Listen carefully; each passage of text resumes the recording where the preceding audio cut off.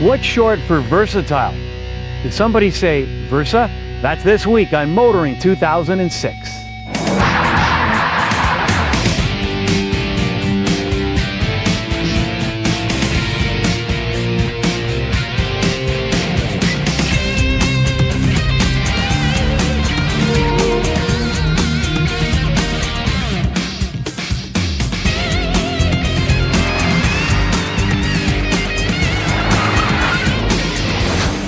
TSN's Motoring 2006 is brought to you by the new Q from Quaker State.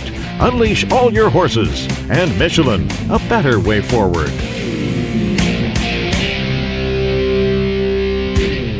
You know, without a doubt, one of the biggest comeback stories in the automotive world over the past several years has been that of Nissan. Back in the late 90s, this was a company on the verge of collapse until Renault and Carlos Ghosn came along. Then they quickly redesigned their entire lineup, added a few more segments like sport utilities and pickup trucks. In fact, since the year 2000, Nissan has more than doubled the number of vehicles in its lineup. But lately, things have been kind of quiet until now.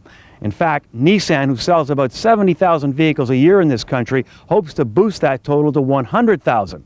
How are they going to do that? Well, first, they're going to jump on board the small car bandwagon. And small cars is something they've kind of ignored since the introduction of the Sentra in the early 90s. So this week, we're checking out the Versa, a small car that Nissan hopes will accomplish some big goals.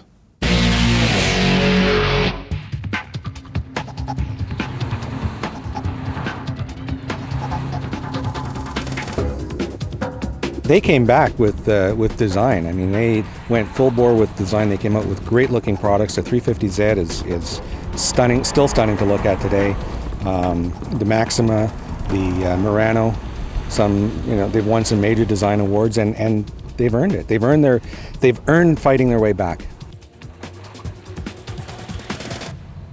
The Versa is extremely important. It is truly a global car.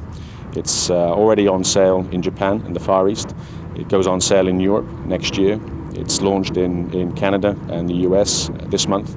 It's strategically a very important car for us, but also it's big volume. For us, it's our first car into that entry segment. It's going to be in the region of 25,000-30,000 units in the future. The small cars where the action is. I mean, the Toyota Yaris has been selling like gangbusters, and it's been selling well enough to prove that the U.S. needs it. So I mean, that was a pretty big risk that Toyota took with the Toyota Echo hatchback, the Yaris's predecessor, and it worked out well for them. And I think Toyota was a major contributor in the heat of the small car market right now, because literally everyone's jumping on the bandwagon. Well, the Versa is the right product for the right time for Nissan Canada. We really needed a product that we could get people into as an entry-level car, as a stepping stone to our other new cars that are coming with the new Sentra and the new Altima as well. And it's the right car for the market because it's very big inside, it's much bigger than you'd expect for an entry-level car, and it's very high level of fit and finish.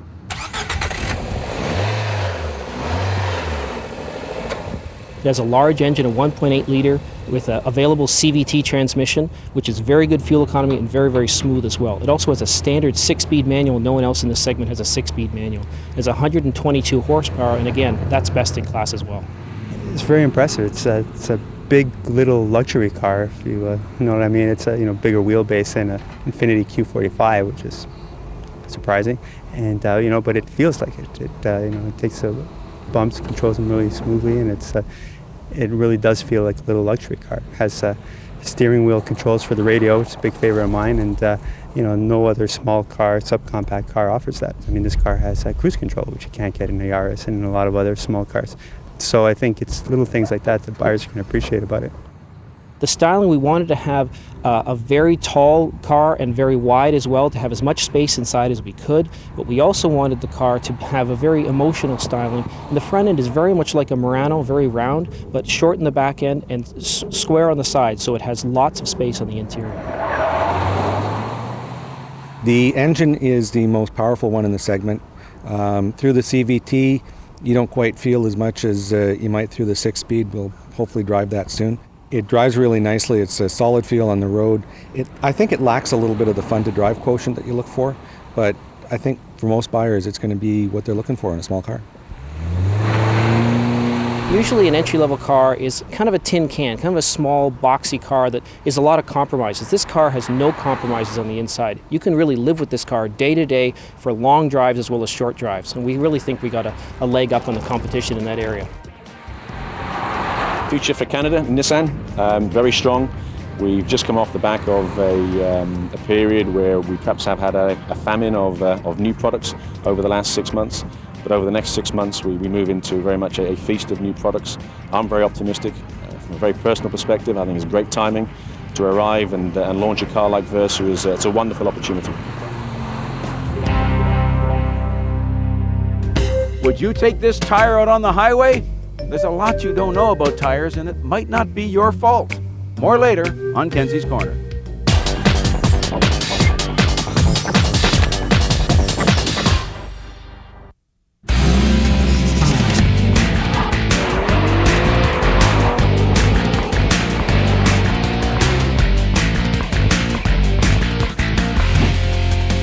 Hyundai can take credit for introducing Canada to the whole concept of the disposable car. Back then, the Pony and Stella really were not shining examples of automotive engineering. The car that turned everything around, however, was the Accent. That original car, great fun to drive and terrific value for money.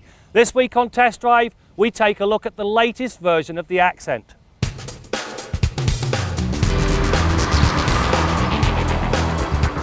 The latest Accent builds on the basics. For example, it now rides on a longer 2500mm wheelbase, and it has a wider track, which ups both the footprint, which helps with the handling, and it delivers more interior space. Add to that the bright new looks, and the Accent appears to have a lot going for it.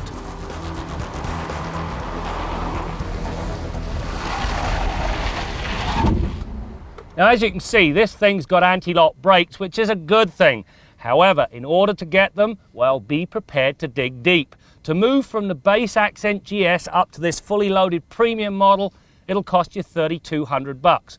Yes, you get an awful lot of extra equipment, but you know what? $3,200 is an awful lot to pay if you just want anti-lock brakes and the safety they put in the car. No complaints with the way the anti-lock brakes work, as they haul the Accent to a halt in 40.8 metres from 100 kilometres an hour, which is considerably shorter than anything else in the class. The fact the system stays out of the picture until the last metre or so of full-on braking, well, it's an unexpected bonus. Around at the back, it's more good and bad. On the good side, well, you get a rear wash wiper, which is much needed. You also get, when you fold both halves of the 60/40 split folding rear seat down, 450 litres of cargo capacity, which is very good considering the car's dimensions. The drawbacks, number one, this privacy cover should be tethered to the tailgate. So as it rises, it lifts up. That opens up whatever you've got in the trunk, making it so much easier to load and unload. The other thing, even when the seats are folded flat, well, the floor is not. So you can't put a big box in there without it teeter-tottering. The Accent is powered by a 1.6 litre twin-cam inline-4 that features variable valve timing on the intake side. The result is 110 horsepower and 106 pound-feet of torque. Mat the gas off the line, and the engine really needs to get some revs under its belt before it starts to pull with the expected vigour. This trait explains the test car's 10.9 second run to 100k. Now, the 4-speed automatic does little to help the cause. It seems to take too long to downshift when hauling out of a corner, which blunts performance, and so I'd stick with a manual transmission given the choice. Once moving, however, the Accent is more than up to dealing with the cut and thrust of the daily commute. The 80 to 120 time, well, it takes just 8.3 seconds to accomplish. You know, when you look at the cost of this Hyundai Accent, you really do get an awful lot of content, especially if you go with the premium package. Power locks, windows, mirrors, cruise control, unfortunate, is conspicuous by its absence. You also get a decent radio, air conditioning, the whole 9 yards. As for safety, drop-down side air curtains and side seat-mounted airbags. There is, however, another problem, and for that, well, we have to hit the road.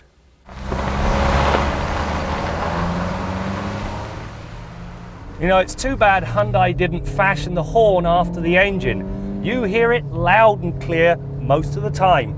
However, the horn, well, it's decidedly weak and wimpy and disappears with the noise coming from the engine. Riding on front struts, a rear torsion beam and anti-roll bars back and front, the Accent is geared more towards comfort than outright handling. After some initial body roll, the suspension does take a set eventually, which allows the Accent to ride out the pylon test without too much drama. The wish is for larger, lower profile tyres.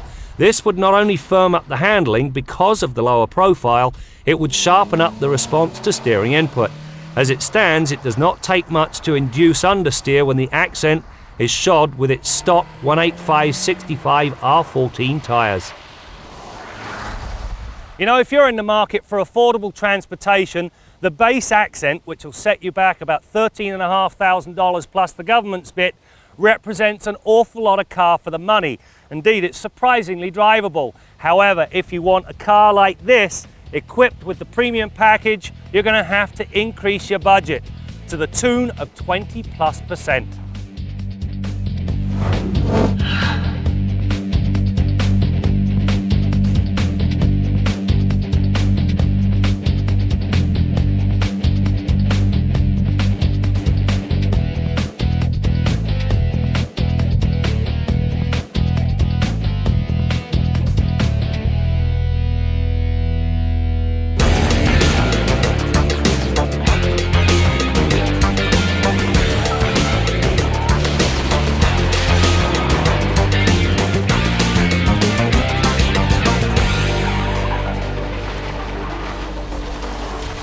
Tires are actually the single, I think, most important part of your car, because that's all that's holding you to the road, whether you're going in a straight line, stopping, or going around a corner. If your tires don't grip, you're toast. And no other safety system in the car can really save your bacon. Electronic aids can help, but if the rubber isn't grabbing the road, if you haven't got good traction, you're nowhere.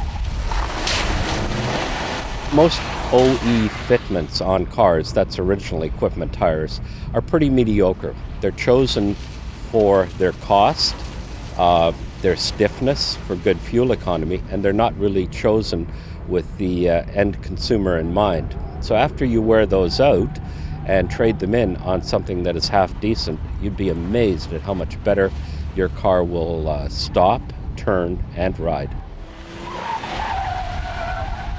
You do get what you pay for. Tires is actually one of the few things in the world where price is an important factor. So if you want to buy a tire that is half the price of another tire, you are getting considerably less performance, less technology, and less research.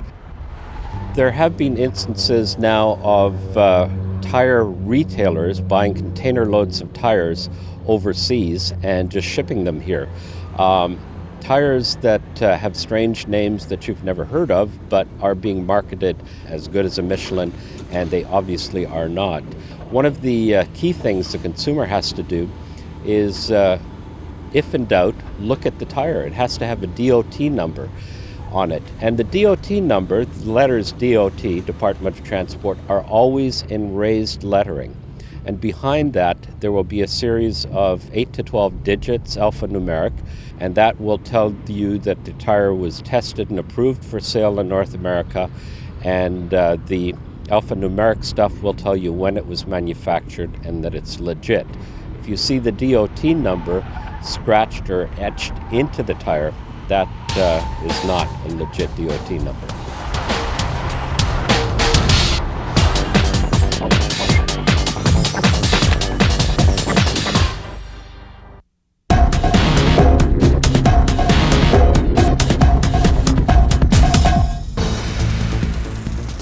One day we won't have enough oil and gas and diesel to run our cars, or it would be too expensive, and we were thinking about what could it be then, what we are driving.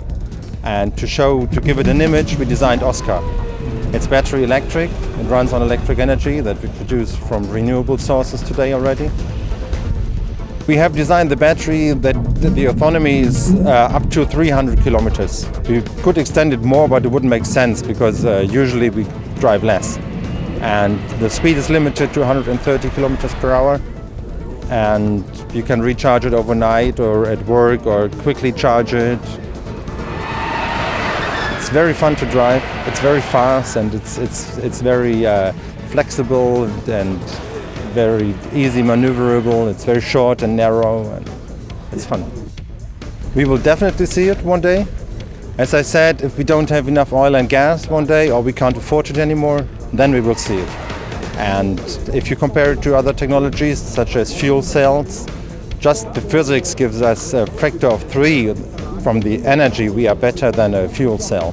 That's why we are convinced that battery electric cars will be the first on the road when we drive without fossil fuels. OSCAR is an abbreviation for open source car. So it's one point it's very hard to have patents on car technologies because there are patents on everything. And the other thing is we said we have a great software that was developed with the open source idea. So we want a great car, so we use the same principle.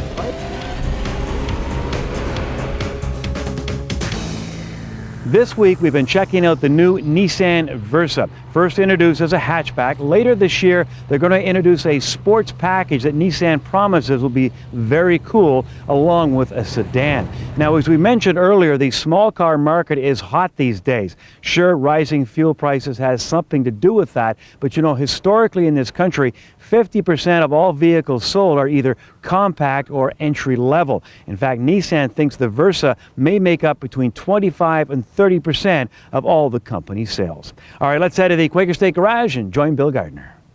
Brad, when Honda came out with their first ever pickup truck, the Ridgeline, they were the first to come out with an independent rear suspension. Now we're using the Ridgeline as our long-term tester and quickly finding out that there's definitely some advantages to that independent rear suspension. Now everybody else uses a solid rear axle on their pickup truck. Well, there's one exception since the Ridgeline. I'll tell you about that in a minute. But with a solid rear axle, basically what you've got is a steel tube going right across the rear end of the truck. The differential in the center, heavy axle shafts driving each rear wheel. It's a very heavy assembly. The whole thing has to be controlled by the shock absorbers, and because it's so heavy and part of unsprung weight of the vehicle, ride and handling aren't that great. But with a solid rear axle, you get great load carrying capacity. They're fairly inexpensive to produce. They're very durable. And they last pretty much the life of the vehicle, simple to maintain. There's a lot of good things to be said about them, but ride and handling are not their strong points. Independent rear suspension, like we've got on the Ridgeline, gives you great ride and handling. When Honda built it into the Ridgeline, they've beefed it up to the point where it's got good load carrying capacity as well. This thing will tow up to 5,000 pounds, and then you get all the benefits that go along with independent rear suspension, like I just mentioned, reduced unsprung weight, because now the differential is in an aluminum housing instead of a steel housing, bolted up into the frame, and it's not part of unsprung weight anymore. The only unsprung weight is out here at the wheels, the control arms, springs, etc. But it's greatly reduced unsprung weight, and with a solid rear axle, anything that happens to this left rear wheel affects the right rear wheel. But with an independent rear suspension like the Ridgeline, this left rear wheel could be hopping through potholes. The other wheel is completely unaffected by anything that happens on this side, up to the point that it tips the entire vehicle, of course. But what I'm getting at here is that you can go over some pretty rough undulating road conditions and have each wheel float up and down independent of the other. That's a great advantage in handling. And you know, anybody who's driven a lightly loaded or empty pickup truck on a washboard road knows all about how tail happy and skittish they tend to get at the rear end, and that's part and parcel of what goes along with a whole lot of unsprung weight at the back. And if you don't have enough load to glue it down, the back end's kind of all over the place. Now with the Ridgeline, we get great ride and handling. We save all that weight as well, because an independent rear suspension vehicle can be considerably lighter. There's all kinds of advantages. When you save weight, you save on fuel economy, your ride and handling picks up, all kinds of good things happen. So you're going to see more and more vehicles going this way. And as a matter of fact, Ford on their latest generation of Explorer Sport Track has gone to independent rear suspension as well. So it just goes to show you, Honda played the first card, but the others are going to follow suit. Till next week, I'm Bill Gardner for Motoring 2006.